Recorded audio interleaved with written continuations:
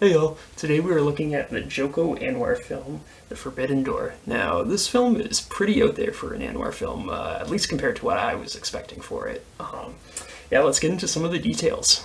This is a great opening. Anwar chose to shoot in a weird art gallery, and that's a really nice strategy to hide the smaller budget of one of his early films. Okay, so we got lots of extras filling the rooms, and again, this is another great way to hide the budget because people standing around is cheap, but makes it look more professional. Oh wow, we we get a really nice canted low angle with the neon and letters in the background out of focus. I think this is a beautiful shot. Privilege. Okay, the film is kind of coming off as weirdly anti-abortion. Okay, we got a second major anti-abortion red flag. One more and I'm out, but obviously there was not another one because I'm writing this review, so yeah. This is a creepy line. It hints at an afterlife. What are the implications? Wow, this is some disturbing imagery. Like, he just put the aborted fetus into a sculpture. This is pretty hardcore.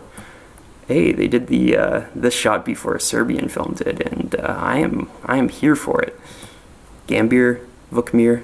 I mean, it's obviously just a coincidence, but wow, the similarities between this and a Serbian film are quite interesting. I'm a sucker for a nice red door, so this is nice.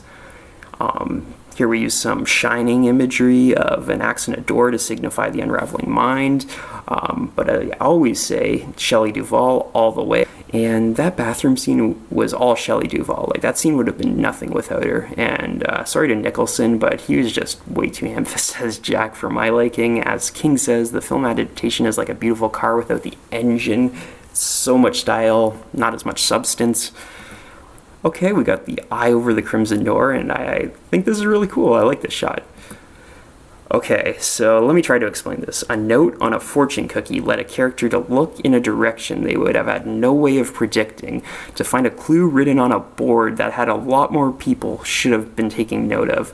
The story is clearly not based in reality at this point, no, in fact, it's quite based in the surreal.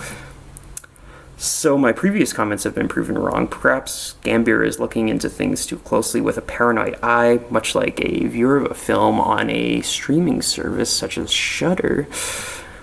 So this is a horror thriller. Of course there is something strange going on. It's some cool shots of abandoned places. I like these. Wow, yeah, these segments are obviously fake, but they are still hard to watch because they feel vacancy level sleazy and then push things even farther with the abuse, even farther than just murder, and it's quite disturbing. Pretty shots like this really help elevate the feeling of quality for the film. I think this is beautiful.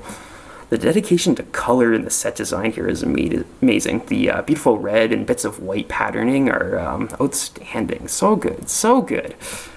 The imagery of this segment is mostly bloodless, but fuck, it sure is graphic and disturbing.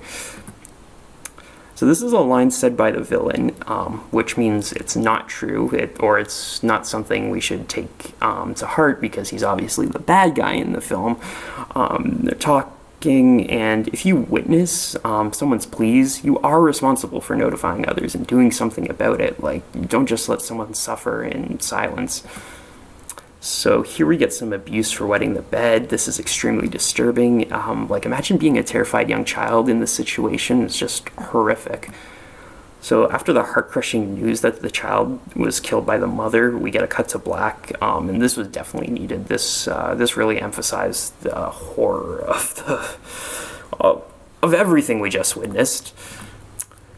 So here we get the reveal that the child is still alive, which is good because, man, this film was getting super bleak. And it goes extremely dark again. Wow, this film is very depressing. So we get a Shakespearean dinner monologue during the 10-minute paralysis sessions of murder. The ultimate mystery, what's behind the door, still remains uncertain, so I'm glad that they left that till the end. Here the film is wielding its graphic imagery. It's highly disturbing, but it's used in a film world when an actual butchered bird can be used in a shot, so I think it's justified. So here we get that twist that Gambier was the abused child all along. The film reveals itself as a psychological horror. And this book in a mental ward. Yep, it has been a psychological horror a la The Cabinet of Dr. Caligari, The Forbidden Door. Yes, everybody has one. So, those are my thoughts on Joko Anwar's early film, The Forbidden Door. Doom Grips, out.